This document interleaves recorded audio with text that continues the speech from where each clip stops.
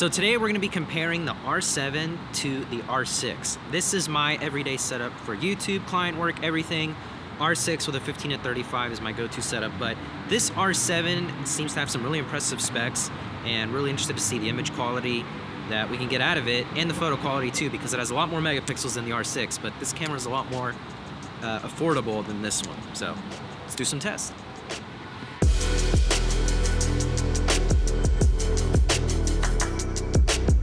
Okay, so first let's briefly talk about the build and the button dial layout of the R7.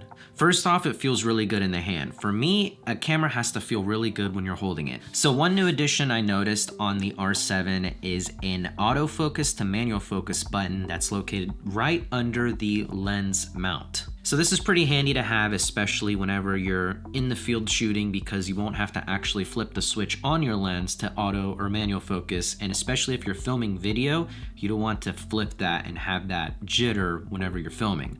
So having that feature there on the bottom of the camera to easily access it is pretty handy. I also really like the addition of the video mode being simply the flip of a dial. One thing I really don't like on my R6 is that I have to go all the way over to the video mode on the main dial, and it's kind of annoying because you have to look at your camera, make sure you flip like 4 to 5 dials, or make sure you got it right, versus on the R7 it's just another switch from the on button. So on is photo mode, and then video has its own separate switch, which is really handy and just a lot faster and convenient. And along with that feature, you can now save C1 through C3 for video settings. I hate that I can't do that on my R6. It's really frustrating because it would be an easy firmware update, but it's great utilizing that because you don't have to constantly reset all of your settings and change the frame rates and all that. So one thing I didn't like on the R7 was you don't have a dedicated ISO wheel. That's one thing I do love on the R6 is you have a dial or switch for ISO shutter speed and aperture. You do have an ISO button on the R7, so you just have to hold that and then set your ISO setting. But overall, very familiar Canon camera layout and feels really good in the hand. So next, let's talk about the thing that I was most interested about was the video quality. Looks great. In fact, it looks really good. So good that the dynamic range, the image, everything looked exactly the same as what I was shooting on the R6. And in the R7, we shot in 4K C-Log 3 Cinema Gamut to get the most out of the camera, and they graded exactly the same in editing. In Premiere Pro, I dropped in the R6 and the R7, did the same adjustments to both, and they look equally as good. I couldn't be like, that looks better than that one.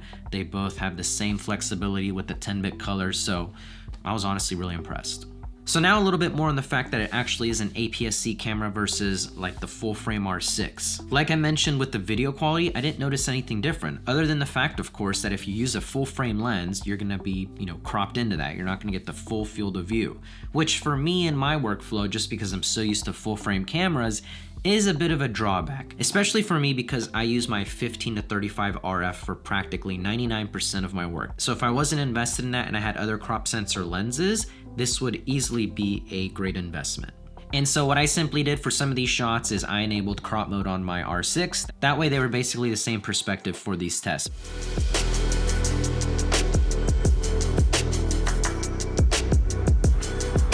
Dude, where's that sick jacket from? Oh, this one?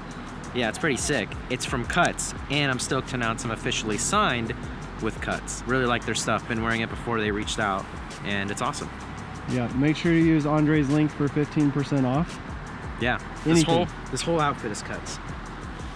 The pants, the shirt, and the jacket, and it's really comfy. So is my whole jacket and outfit. So again, super excited to be a Cuts ambassador, and also make sure to check out the new AO pants they just dropped. Those are super nice. So like I mentioned, check out the link in the description or use my code for 15% off your order. And thanks so much to Cuts for supporting me in this channel. So the next biggest thing I was interested in comparing was the IBIS. So my R6 works pretty well for handheld stuff, especially if you're using an RF lens that has stabilization. It works a lot better communicating with the camera sensor. Now the only thing that most Canon cameras are currently notorious for is the wobble. If you have a really wide angle lens like a 15-35 and you have the stabilization on and you're vlogging or just holding it, you're gonna get wobbles in the frame, which is really annoying. It was a lot better on the R7, but I could still see it, especially when we were walking up the stairs. I could still see the wobbles from, you know, using that wider perspective. But in some of these shots on the opposite, when I was filming a shot of Taylor walking and then panning up to him, it was really impressive. It was like, wow, some of this stuff is handheld and it looks really great. And just any behind the scenes B-roll we got of each other using the R7 was pretty smooth. And so that's one thing I feel like it did get an upgrade versus the R6, because if I did that same shot with my R6 filming him walking, you could see a lot more jitters on the side versus the R7 was a lot smoother than that. Even all the camera shots that I filmed right here at this desk, whether it was the R6 or R7, I shot handheld and it looks pretty good. The only thing we couldn't get a smooth shot of was when I was using the 85mm lens, because it was really like a 137mm, I believe, on the R7 because of the crop factor. So after 85, it's like way too zoomed in to actually get something handheld smoothly. I haven't used the RF85, so it might be different in that sense. The next biggest thing I look for in a camera is low light performance. I've done photo and video shots at 6400, 12800, even 25600, and it's usable, which is pretty crazy because I couldn't do that on my older cameras. So the R7, again, performed really great. Had really good low light capabilities. It was really funny because I didn't think that while I was shooting. Whenever I was shooting with the R7, I was seeing the image. It was really, really noisy. I think it was just a low-res preview. You know, again, I didn't get a chance to dive in fully into the settings. This is just based on my first impressions, but it actually looked really great once I brought it into editing. And again, super comparable to my full-frame R6. It looked really good. Lastly, the most important other feature, especially with Canon cameras, is the autofocus. And again, nothing wrong in this department either. Super fast and snappy and reliable autofocus like my R6, but especially on the R7, it tracked everything just fine. Once it found a face, it would stay locked onto that. In some of these shots where I had Taylor walking to the camera, you can see that it perfectly tracked him, no crazy jumping or anything like that. Lastly, the photo quality, which should be a pretty hefty upgrade, you know, specs-wise compared to the R6. The R7 has a 32.5 megapixel sensor, while the R6 only has a 20.1 megapixel sensor. So here's the thing. They both look great, and I feel like once you get past 20 megapixels, I kind of can't tell the difference. Like, everything just looks good. Especially if these photos end up on social media or anything like that, it's really hard to tell the difference. Maybe if you had two big giant prints next to each other, but that's probably the only drawback with my R6. There's been only a handful of times though where I'm just like, oh, this could be a little bit more resolution because I had to crop in or something like that. But overall, I generally like having a lower megapixel camera because it takes up less space. But with the R7, I do like that you have that 33 megapixel sensor because it looks great and you have more cropping capabilities. Everything we shot on it, you know, all the behind the scenes and photos we got looked really great. If I was just going through them between the R6 and R7, they would look the same, if not a little bit better. But the photo quality itself looks great. Okay, so final thoughts. Honestly, nothing short of impressed with the R7. It performed great, we had no issues, there was no glitches, which I have to say that because when I first got my R6 and the time period that I've had it, there's been little glitches here and there that have either been fixed by firmware updates or just, I don't know, messed up.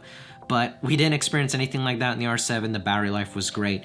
We didn't run into any overheating. I noticed that there was a little symbol for overheating, but never overheated for a full day of shooting. Neither did my R6 though. So it's honestly probably now going to be the camera I recommend to people that are specifically looking to upgrade into a crop sensor camera or simply are coming from a older DSLR crop sensor body like the Rebel series or an 80 or a 90D.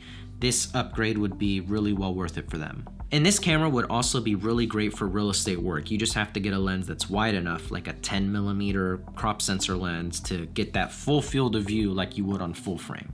So if you're looking to invest in a new camera that offers pretty good hybrid capabilities, I'd definitely check out the R7. Okay, so that's pretty much it. Hope you guys enjoyed the comparison with the R6 and the R7. Leave a like if you enjoyed, comment down your thoughts, subscribe if you haven't already, and I'll see you guys in the next one. Like and subscribe.